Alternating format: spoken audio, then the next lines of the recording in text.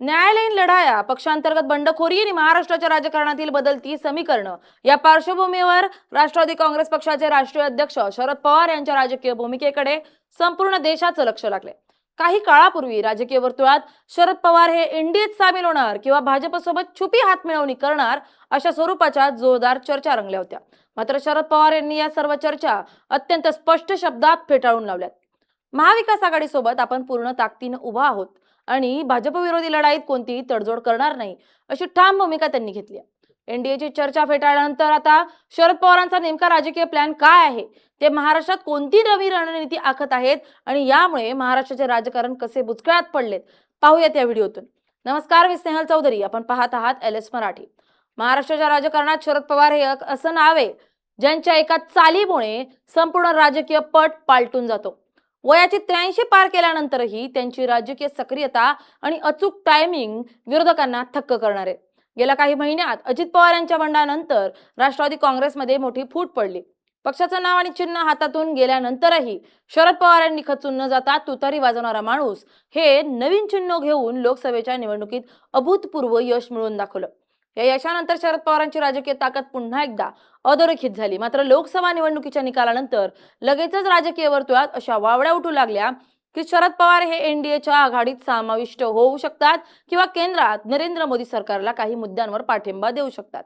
या चर्चांना मुख्य कारण म्हणजे शरद पवार आणि उद्योगपती गौतम अदानी यांच्यातील भेटीगाठी आणि काही कौटुंबिक कार्यक्रमांमध्ये सत्ताधारी नेत्यांची झालेली उपस्थिती। परंतु शरद पवारांनी पत्रकार परिषद घेऊन या सर्व चर्चा केवळ अफवा असल्याचं सांगत त्यांना पूर्णविराम दिला।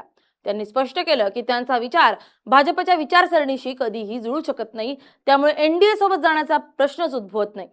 एनडीएच्या चर्चा फेटाळल्यानंतर आता शरद पवारांच्या डोक्यात नेमकं काय चाललंय हा प्रश्न राज्यातील प्रत्येक राजकीय विश्लेषकाला आणि सामान्य मतदाराला पडलाय। शरद पवारांचा पहिला आणि सर्वात महत्त्वाचा प्लॅन म्हणजे आगामी विधानसभा निवडणुकीत महाविकास आघाडीला स्पष्ट बहुमत मिळवून देणं आणि महाराष्ट्रात पुन्हा एकदा सत्ता परिवर्तन घडवून आणणं। लोकसभेच्या निवडणुकीत महाराष्ट्रातील जनतेनं महाविकास आघाडीला, विशेषतः शरद पवारांच्या पक्षाला मोठा कौल दिला। शरद पवारांनी केवळ 10 जागा लढवून त्यापैकी 8 जागांवर विजय मिळवला। हा त्यांचा स्ट्राईक रेट राज्यातील इतर कोणत्याही पक्षापेक्षा सरस होता। या विजयामुळे शरद पवारांचा आत्मविश्वास द्विगुणित झालाय। विधानसभा निवडणुकीत हाच फॉर्म्युला वापरून जास्तीत जास्त जागा जिंकण्याचा त्यांचा मानस आहे। त्यासाठी त्यांनी राज्यातील प्रत्येक मतदारसंघाचा वैयक्तिक पातळीवर आढावा घेण्यास सुरुवात केली आहे। त्या जागांवर भाजप किंवा अजित पवार गटाचे आमदार मजबूत आहेत, तिथं तरुणांनी, नवीन चेहऱ्यांना संधी देण्याची रणनीती त्यांनी आखली आहे। दुसरा महत्त्वाचा प्लॅन म्हणजे पक्षाची पुनर्रचना करणं आणि दुसऱ्या फळीतील नेत्यांना बळ देणं। अजित पवारांच्या बंडानंतर शरद पवारांसोबत जयंत पाटील, जितेंद्र आव्हाड, सुप्रिया सुळे, अनिल देशमुख यांच्यासारखे मोजकेच ज्येष्ठ नेते उरलेत। मात्र शरद पवारांनी या संकटाचं रूपांतर संधीत केलं। त्यांनी रोहित पवार, युगेंद्र पवार यांच्यासारख्या तरुण नेत्यांना पुढे आणलं। महाराष्ट्रातील तरुणाई सध्या मोठ्या प्रमाणावर शरद पवारांच्या पाठीशी उभं राहत असल्याचं चित्र आहे। शरद पवारांना प्लॅन असा आहे की येत्या काळात पक्षात केवळ घराणेशाहीला महत्त्व न देता गाव पातळीवरील सर्वसामान्यांच्या पोरांना नेतृत्व करण्याची संधी द्यायची। यामुळे पक्षाला एक नवीन आणि आधुनिक चेहरा मिळेल जो मतदारांना आकर्षित करेल। ग्रामीण भागातील तरुण मतदारांना आपल्याकडे खेचण्यासाठी सोशल मीडियाचा प्रभावी वापर आणि थेट संवाद यावर शरद पवारांनी भर दिलाय। तिसरा आणि अत्यंत कळीचा प्लॅन म्हणजे सहानुभूती आणि मराठा आरक्षण या मुद्द्यांचं अचूक राजकीय गणित मांडणं। महाराष्ट्रात सध्या मराठा आरक्षणाचा मुद्दा अत्यंत तापलेला आहे। मनोज जरांगे पाटील यांच्या आंदोलनामुळे राज्यातील राजकीय वातावरण पूर्णपणे बदललंय। शरद पवारांनी या मुद्द्यावर अत्यंत सावध पण प्रभावी भूमिका घेतली। त्यांनी सत्ताधाऱ्यांवर मराठा आणि ओबीसी समाजांमध्ये फूट पडल्याचा आरोप केलाय। शरद पवारांचा मराठा समाजातील प्रभाव सर्वश्रुत आहे। लोकसभा निवडणुकीत मराठवाड्यात भाजपला झालेला मोठा फटका हे याचंच उदाहरण होतं। विधानसभा निवडणुकीतही मराठा समाजाची नाराजी सत्ताधारी महायुतीला महागात पडू शकते हे ओळखून शरद पवार या समाजाच्या मागण्यांना योग्य व्यासपीठ मिळवून देत आहेत। त्याच वेळी ओबीसी समाजाची मतही हातातून जाणार नाही त्याची काळजी ते घेत आहेत। ही सामाजिक समीकरणं जुळून आणणं हा पवारांच्या प्लॅनचा एक मुख्य भाग आहे। याशिवाय शरद पवारांचा आणखी एक छुपा प्लॅन म्हणजे अजित पवार यांच्या गटातील नाराज आमदारांना पुन्हा आपल्या पक्षात आणणं किंवा त्यांना निवडणुकीत पराभूत करणं। अजित पवार यांनी जेव्हा बंड केलं तेव्हा अनेक आमदार केवळ सत्तेच्या आमिषानं किंवा ईडी आणि सीबीआयच्या भीतीनं त्यांच्यासोबत गेले होते अशी चर्चा आहे। मात्र लोकसभा निवडणुकीत अजित पवारांच्या पक्षाची झालेली खराब कामगिरी पाहता अनेक आमदारांना आता आपले राजकीय भविष्य अंधारात दिसते। शरद पवारांनी अशा आमदारांसाठी पक्षाची दारं खुली ठेवली आहेत, मात्र काही अटींसह। जे नेते शरद पवारांवर वैयक्तिक टीका करत नव्हते त्यांना परत घेण्याची तयारी पवारांनी दर्शवली आहे. त्यामुळे अजित पवार गटात मोठी अस्वस्थता निर्माण झाली असून ऐन निवडणुकीच्या तोंडावर या गटात मोठी गळती लागण्याची शक्यता वर्तवली जाते. आपल्या घरातून गेलेली ताकद पुन्हा खेचून आणणं आणि आपणच मूळ राष्ट्रवादी आहोत हे सिद्ध करणं हा शरद पवारांचा वैयक्तिक आणि राजकीय अजेंडा आहे. शरद पवारांच्या या बहुआयामी प्लॅनमुळे महाराष्ट्राचं राजकारण पूर्णपणे बुचकळ्यात पडलंय.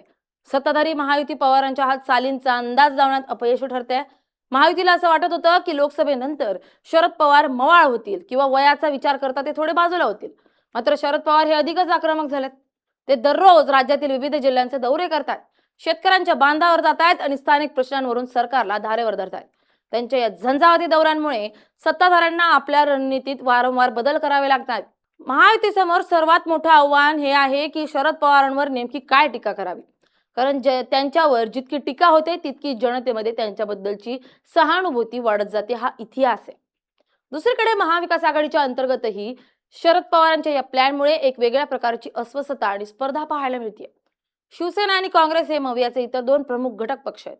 लोकसभा निवडणुकीत काँग्रेसला महाराष्ट्रात सर्वाधिक जागा मिळाल्या, त्यामुळे काँग्रेसचा आत्मविश्वास वाढलाय. काँग्रेस आता राज्यात मुख्यमंत्री पदावर आणि अधिक जागांवर दावा करते, तर उद्धव ठाकरे हे स्वतःला मुख्यमंत्री पदाचा चेहरा म्हणून प्रोजेक्ट करण्याचा प्रयत्न करतात. अशा परिस्थितीत शरद पवार हे अत्यंत समंजस आणि किंगमेकरच्या भूमिकेत वावरतात. ते स्वतः मुख्यमंत्री पदाच्या शर्यतीत नसल्याचं वारंवार सांगत असले तरी मवियाचं रिमोट कंट्रोल आपल्याच हातात राहील अशी व्यवस्था ते करतात, जेणेकरून त्यांच्या पक्षाला जास्तीत जास्त आणि जिंकण्याची शक्यता असलेल्या जागा मिळतील. त्यामुळे मवियातील मित्रपक्षांनाही पवारांच्या खेळीचा छडा लावणं कठीण जाते. सामान्य मतदाराला सध्या राज्यातील राजकीय आघाड्या आणि युत्या समजून घेणं कठीण झालंय. कोण कोणासोबत आहे आणि निवडणुकीनंतर कोण कुठे जाईल याबाबत प्रचंड अनिश्चितता आहे. शरद पवारांनी एनडीएच्या चर्चा फेटाळल्यामुळे त्यांना निष्ठावंत मतदारांमध्ये एक सकारात्मक संदेश गेलाय की पवार साहेब झुकणारे नाहीत. मात्र विरोधक अजूनही पडद्यामागील चर्चांचा संशय व्यक्त करतात. या संशयाच्या वातावरणामुळे राजकीय विश्लेषकही अचूक अंदाज बांधू शकत नाहीयेत. शरद पवारांची हीच ताकद आहे की आपल्या विरोधकांना आणि मित्रांनाही नेहमी संभ्रमात ठेवतात. आगामी विधानसभा निवडणूक ही महाराष्ट्राच्या राजकीय इतिहासातील सर्वात गुंतागुंतीची आणि महत्त्वाची निवडणूक ठरणार आहे. या निवडणुकीत शरद पवारांचा प्लॅन जर यशस्वी झाला तर ते केवळ महाराष्ट्राचेच नव्हे तर देशाच्या राजकारणात भाजप विरोधी आघाडीचे सर्वात मोठे शिल्पकार म्हणून पुन्हा एकदा समोर येतील. पवारांचा मुख्य भर हा ग्रामीण अर्थव्यवस्था, बेरोजगारी आणि शेतकऱ्यांचे प्रश्न यावर आहे. महाराष्ट्रातील कापूस, सोयाबीन आणि कांदा उत्पादक शेतकऱ्यांची नाराजी हा पवारांसाठी सर्वात मोठा राजकीय मुद्दा आहे. केंद्रातील आणि राज्यातील भाजप सरकारच्या धोरणांमुळे शेतकरी कसा उद्ध्वस्त झालाय हे ते अत्यंत सोप्या भाषेत जनतेला पटवून देतात. हा आर्थिक आणि सामाजिक अजेंडा घेऊन ते मैदानात उतरलेत. आपल्या हयातीत पक्षाला आणि कुटुंबाला लागलेले बंडखोरीचे गालबोट पुसून टाकण्यासाठी ते जीवाचं रान करतात. एनडीएच्या चर्चांना केराची टोपली दाखवून त्यांनी हे सिद्ध केलंय की ते तत्कालिक सत्तेसाठी आपल्या तत्वांचा बळी देणार नाहीत. पवारांच्या या भूमिकेमुळे महाराष्ट्राच्या राजकारणातील सस्पेन्स अधिकच वाढलाय. विरोधक कितीही आखाडे बांधत असले तरी शरद पवारांची पुढची चाल काय असेल हे फक्त आणि फक्त शरद पवारांनाच ठाऊक असतं. म्हणूनच महाराष्ट्राचे राजकारण सध्या पवारांच्या चक्रव्यूहात बुचकळ्यात पडले आणि या चक्रव्यूहातून कोण बाहेर पडणार हे येणारा काळच ठरवेल. Bureau report, LS Marathi.